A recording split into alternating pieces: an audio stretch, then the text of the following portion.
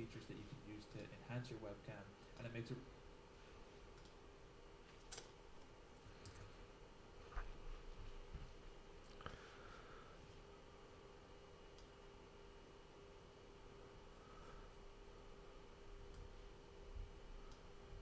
Okay. Can we get some gain here? Hello, hello. Okay, this is working. Are we live? I think we are. This is the thing with YouTube Live. It's kind of complicated actually. This is where Facebook is so much easier, but since the topic tonight is about photography, I want to make sure that I'm on the right platform, and most of my following for photography is on YouTube. So it seems to be working. We're gonna wait a little bit just to get some people in the chat room. This is Sunday right now, and we are in the middle of making a big decision for my video needs. So right now, let me just put the OBS down here. Okay, so basically what I wanted to chat with you about is the fact that I might actually sell the A6500. So this is the Sony A6500. Might actually sell it to get a Canon camera. Yeah, so I just made a video about that, and I'm not sure if hey Lise Joyal, hey, how's it going? Do you regret to sell your Nikon gear? I don't regret it at all. I'm very happily married with these Fujifilm cameras. I really like the Fujifilm cameras. I think they're, very powerful, but they're very small, which is something that made me want to switch to Fuji. And I actually have a couple Fuji cameras now. So I have the X100F, and this is my main travel camera, very small, that I can bring everywhere. Also have the X Pro 2. That one I'm not sure if I'm going to keep, because I actually have the XT2. That's right there. I filmed the video a little earlier on to talk about the topic of tonight, which is the Sony. I am not sure if I'm going to keep that. Actually, it's up for sale. There is an ad right now on Kijiji, which is a site where you can sell stuff in Canada here. And I'm actually selling the A6500 with the 10 to 18 millimeters.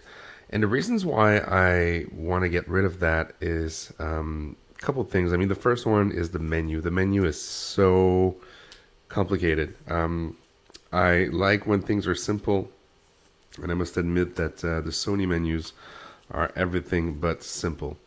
I think I've got spoiled by the Fujifilm cameras, which are very simple to use. And I think I was a bit lying to myself when I decided to get this video camera. I mostly used the Sony for video. I didn't really use it for photography. Although I like the form factor. I mean, it's very small, it's very portable. It doesn't have the flip out screen. That's a bummer. Also, I really wanted to use that camera because of the 4K, and I ended up not really using the 4K capabilities of this camera.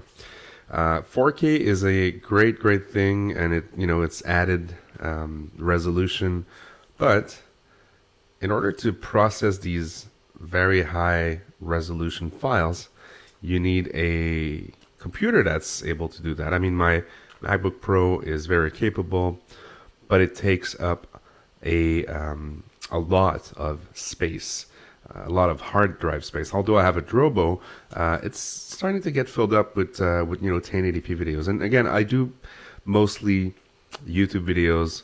That is the webcam actually right now, so sorry about the poor quality. I still don't have like the big setup, but I'm thinking about getting a Canon camera, so that will be interesting to see what I'll do with that. Hey, Mr. Busy Teamy, Welcome to the chat. There's actually 5 people in the chat room. I'm impressed. I didn't know that just going live like that would actually send a notification. I did it in the past and it didn't really work, but now it looks to be working. So, a couple of questions I'm getting in the chat room.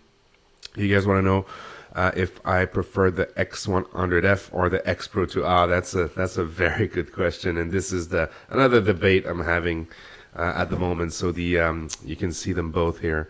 So this is the X Pro 2 with the 56mm. This is actually what I used to take a photo of the A6500 to put it on the bulletin board so people could actually buy it. So that's the X Pro 2 and that's the X100F. And I would say that mostly... Whoa, what happened there? Sorry, I touched something and the image went down. Okay, I'm kind of new to the live stream game, so, you know, bear with me. X100F, I prefer the X100F, and for different reasons. The fact that I have a big camera, I have the XT2 here when I want to do like full-on and full-blown shoots. This is, for me, a little bit more portable than the X Pro 2, and I really like the fact that, you know, I can easily put it in my pocket even, but it's usually in my backpack, in my bag, and I bring it everywhere I go. This is the camera that's with me 100% of the time, and it was with me yesterday at dinner, and I caught a couple shots that I'm really proud of, and I was just happy to have the camera with me. So for me, X100F, it started you know, as a love affair with the X Pro 2. Still love this camera to death, but I would say that the one that I really use in the day-to-day is the X100F. Another camera from another question from Lise. I think I need a little bit of fuel here. So what do I think about the XT1 or the XT2 for landscape? I would say I would go with the although the XT1 is a very capable camera, but I would actually go with the XT2 especially if you're doing landscape. There's more megapixel in there, and you wanna get that resolution and that dynamic range that the XT2 is bringing to the table. There's a lot of people shooting very cool landscapes with the XT1, but just for the extra resolution, the higher dynamic range, and actually the fact that the Fujifilm XT2 has a couple extra features. I would also consider the L bracket. I actually ordered one on eBay, still didn't get it. eBay can be a bit weird sometime when you buy from these sites in Hong Kong. Anyway, so still waiting for my L bracket, and then L bracket, what it does is that it actually enables you to have your camera on a tripod like this, so in a landscape mode, and then you can go portrait without having to move the whole tripod. You're just moving the camera actually, you know, from one side to the other. So if you do get the XT2 Lise, I would recommend getting also the L bracket if you want to do some landscape photography. But again, both cameras, I'll be a little bit cliche by saying that the best camera is the one that's with you. I've shot some very, very cool shot with this camera here, which is the iPhone camera that's on there. I just came back from a trip to Mexico, Tulum, and I had obviously the phone with me most of the time. I ended up using it a lot when I was traveling. So yes, cameras are great, gears is good, but when you want to be able to capture the shot, you just go with what you have in your hand, and most of the time is your phone. So again, I don't get me wrong, I love gear, but the best camera is the one that's with you. Andrea Di Meo, what's my favorite lens for Fuji cameras? That is a very good question, and there's actually a video that I recorded a couple months ago, and it got a pretty good feedback. So I invite you to go see that video on my YouTube channel on my 3 favorite lenses. But my favorite of all time is actually on my X Pro 2 right now, and this is the 56mm 1.2. You want to know why? I mean, this is the ultimate portrait lens. On a crop sensor like the Pro 20 XT2, it gives you 85 millimeters of actually it's the equivalent of an 85 millimeter, and the 1.2 gives you that, you know, very nice bokeh in the background. This is my favorite Fujifilm lens of all time. It might be my favorite 85/56 on a crop sensor lens of all time. So I really recommend this 56 millimeter lens. Another one that I really like, and let me get it right now. It's on another camera, another Fujifilm camera. This one is the XT10, and this one is my girlfriend. So as you can imagine, I converted her to the Fujifilm world, and she really likes it. But if we want to talk about another camera that I really like, this 16 to 55 is actually one of my favorite lenses because it's a zoom lens and it reproduces the 24 to 70 range that you would get with a full frame sensor. I really like the aperture ring that's a little bit more stiff. One thing that I don't really like about the 56 is the fact that the aperture ring is a bit loose. That I don't really like, but that one is very firm. Really like that. It's a XF zoom lens from Fuji. It's one of their Pro line zoom, and again, I really recommend this lens for the quality of the optic and the micro contrast and everything you would be looking into a lens. Hello, Eric. Thank you so much for joining the chat tonight. What do you think of the new Panasonic Lumix G9? I know you have the X Pro 2, but I'm thinking about adding on to my kit. Any thoughts? So here's my thought around the Panasonic Lumix ecosystem. I've tried it. I actually rented a GH4 in the past. I've tried the G85. For me, it comes back to I just can't get around the Micro Four Third sensor. I like to shoot in low light, and Micro Four Thirds sensors are not really known to perform well in these environments when it's very low light. Secondly, from a video standpoint and also from a photography standpoint, the autofocus is just not there for Lumix and Panasonic. Don't get me wrong, these are very capable cameras. These are very good cameras, and there's people making incredible images and taking some very cool videos. But for me, the lack of very efficient autofocus, the Micro Four Thirds sensor not really performing in low light is a deal breaker for me. So I wouldn't go with the Lumix G9, but I know it's a good camera, and I've seen a lot of people using it. I'm very overblown right now. Let me bring the actual lights down a bit. I'm trying to get to that's better. And let's do the same thing on this side, so I don't look like if I'm a ghost. Okay. So I still look like a ghost. That's not good. What if we bring it here? Still look like a ghost. I need to fix the whole live stream camera thing. That's definitely something that I need to invest in. And yeah, so that's the point of tonight. This is the camera that's been recording all of my YouTube videos for the past several months. This is the A6500 from Sony, and I just put it up to sell today.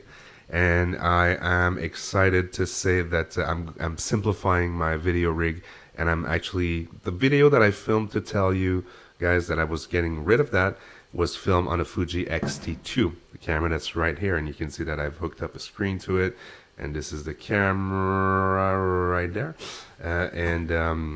But I'm thinking about going to Canon actually. I remember using a Canon Rebel something. I forgot if it was like a T5 or T6. I don't remember. But the easiness of the menu, these menus on the Sony are driving me crazy. So I wanted to simplify my recordings. I do YouTube videos. I don't necessarily need the 4K. Nor do I need the 120 frames per second, which is again very nice to have. But when you don't, film when you don't do movies, and then when you don't do like very, very high quality stuff, this is a bit of an overkill to get that camera. Let's go back to the questions in the chat room. So, favorite lens from Fuji, I answered that. Panasonic. You should get the square hood for the 56. I put the 1.4 square hood on the 56. It looks so much better. I completely agree, Andrea. This is kind of the one that comes with the lens, and I've seen the badass, kick-ass square ones, and I'm thinking about getting one. Are they in metal? Like, Andrea, if you can answer if they are metal or plastic. I think they're metal, and that would be very, very cool, just to match, you know, the X Pro 2 or the XT2 look and feel. So I will actually get it at some point. With all the money that I'll get from the Sony A6500, I might actually buy a couple things like that lens hood that Andrea is referring to. Okay, so, right, I can't wait for my X Pro 2 next week. Right, Eric, so you're getting an X Pro 2 next week, so congratulations. I think you're going to love this camera. This is one of the best camera I've used in my whole life, and there's something unique about this camera. Again, I invite you to go see my YouTube videos that talks about this camera. I don't know, there's something very unique. There's some soul to this camera. I highly recommend getting this thumb grip here if you get the X Pro 2, depending on if you have big hands or not. I feel that when I hold it like that, my thumb doesn't really know where to sit. So when you give it a little thumb grip like here, and this is the LMXP2. So if you Google that, you're gonna find it for sure. LMXP2. You just answer it here, and then you get a nice little thumb grip, and it's actually very well made because you can twist it like that or lift it like that. You can play with your ring here, and then you put it back, and then you get to go, and it gives you a really nice grip to the camera and a nice place to put your thumb. So sorry about that. Very good camera, very good lens. I love this kit. I hated that lens hood from the 56. Yeah, I mean, I think the 56 is a great lens, but that lens hood is just crap. It's just a piece of plastic that will break eventually. So, Andrea, you're right, and I might actually get the same as you, which is the metal one and the square one, actually. What do you think about the XT20? I haven't used the XT20 from Fuji. I am intrigued by it. My girlfriend has the XT10. So this is the XT10 here, and she loves it. I mean, look at this, the size of this camera. This is, again, very, very portable. Very, very portable camera, very capable camera. This is a camera that's been through multiple travels. I mean, as you can see, there's a little tape here because the door was opening. But again, this is again one of the best camera that Fuji is putting out there in the market. So the XT20, yeah, I think it's if it's the same form factor and if it's the same portability, I think it's a mini XT2. I mean, look at the rig here; it's not that small. That XT2 that's there. So if you want something that's very portable, you want to travel with. Although, I mean, and if you want interchangeable lenses, you need to go with something like the XT20 because that Fujifilm X100F doesn't have interchangeable lenses. So you need to stick with the 23mm, or you buy something like a converter. So what I did is that I wanted to have the ability to be able to shoot portraits while I'm on the go, while I'm traveling. And there's a very nice adapter or teleconverter that Fujifilm makes that goes onto the X100. And as you can tell, I mean, I'm definitely falling in love with the X100 because of the portability. And now that you can add something like that, which is a converter that makes it a 50mm lens, the equivalent on a full frame, then it becomes very interesting because you can shoot some portrait, you can get some nice bokeh in the background. So you add this to, I mean, it becomes a little bit more bulky, but again, you throw that in your bag and it doesn't take any space. So this is the perfect combo for travel photography. So I really recommend it. I'm not recommending it for video though. Again, it's okay for a little, video here and there.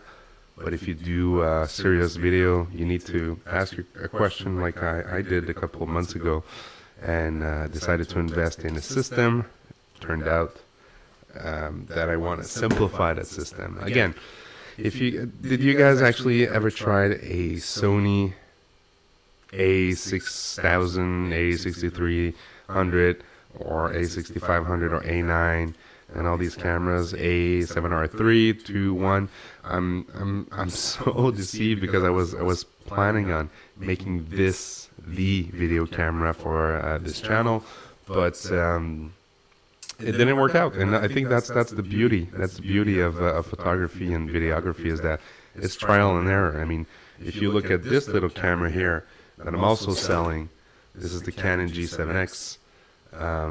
Right here, I've used that, travel with it, and this has been a very helpful friend. And again, this was the thing that got me into the Canon menu, and the Canon menu is just so simple compared to the Sony. So that's another reason why I got convinced that I needed to go back to Canon. Andrea, is the lens of the X100F soft when you shoot at f2? That's what I heard. Well, what you heard, Andrea, is kind of true. I have some pictures on my Instagram feed if you want to go see that are shot at f2. I always put the aperture on my photos because I think questions like you just asked, Andrea, are getting asked all the time on my photos. So I decided to put the EXIF or some of the EXIF data when I post them on my Instagram. So is it, to answer your question, is it soft? I would say it's softer than if you open it up at like f4 and f 5.6. I think at f2.8 it starts to be really, really sharp. And yeah, I mean, f2 is a little bit softer. It's workable. I think I would like if I would tell you that I would not shoot at f2 because it's too soft. No, I shoot this baby at f2 every single day because, I mean, they've put an f2 lens on it, so I want to shoot at f2. I want to shoot at very low light. And actually, the last photo I took on my Instagram feed was in a restaurant in Montreal, and the light was very, very, very low. and ultimately the shot was made at f2. And you can see for yourself if you find that this is a soft lens at f2 or not. I would say that this is not a deal breaker at all.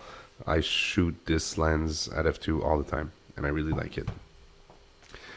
So we're approaching the 25 minutes mark. Time flies when you're having fun. I want to thank you so much for joining me tonight. This was just kind of a little test of a stream.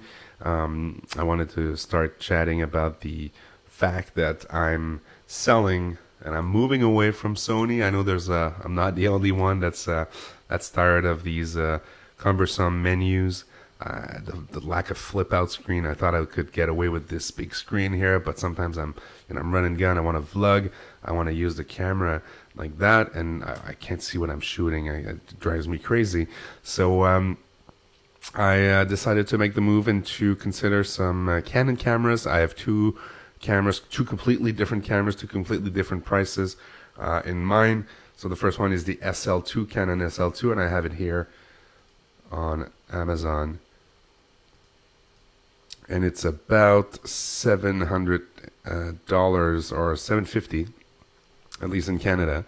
And this is without the lens. I would actually go with a a good lens because I want to do some nice background bokeh, even though when I shoot videos. So I would invest in a lens. So most of the time it's not the body, right? So it's all about the lens. So invest a little bit more in the lens, a little bit less in the body.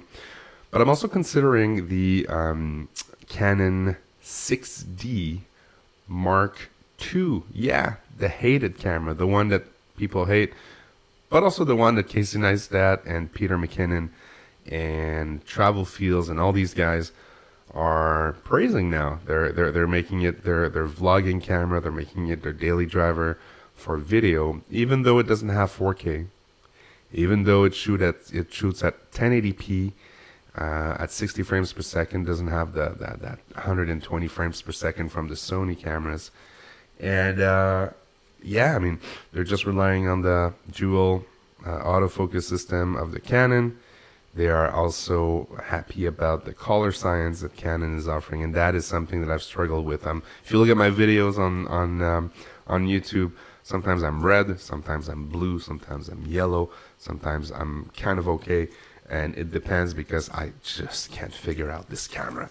And I mean, I've been shooting for the past 15 years now, so I'm not new to camera and camera systems and menus and so on and so forth, but I will admit that this is the most difficult camera I've shot in a long time.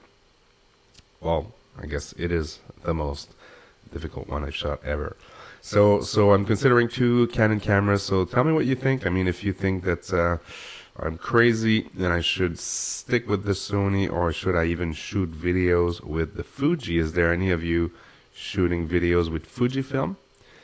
If that's the case, let me know, because I would love to learn from you, learn from how you got either the Sony camera to work for you or the Fuji cameras to shoot videos. I mean, for me, the Fujifilm XT2, I tried it with a 18 to 55 lens, and it was hunting in the background, and Fuji's just not there for video in terms of autofocus, so I wouldn't be relying on this camera. Although this is my preferred camera for all stills work that I do. I really like this camera. I think it's one of the best on the market. But for video, no bueno. I don't think I would go with that as my daily video driver. So this is kind of the chat. And again, this is so cool. Thank you so much, Andrea. Thank you so much, Eric. Thank you so much, Lise Joyal, and thank you so much, Mr. Busy Timmy. You guys are troopers, and you guys are asking some very interesting questions, and I am so thankful that you guys joined me tonight for this little chat. So we're approaching the 30-minute mark. This is kind of the set mark that I've identified as starting to chat with you guys, and I'll try to do that more regularly. I'll try to update you on my rig. I'm simplifying. I am minimizing my rig, so you will see a lot of stuff going away from me, and simplifying my rig into very efficient material, but a little bit less complicated. Thank you so much, Andrea, and have a good night too. I will see you soon, and yes, I will let you know how it goes live, because again, I'm planning on doing more of these live streams. So I will end this video by saying again, thank you so much. I remember to be happy, to enjoy life, and to enjoy your gear. Thanks. Cheers.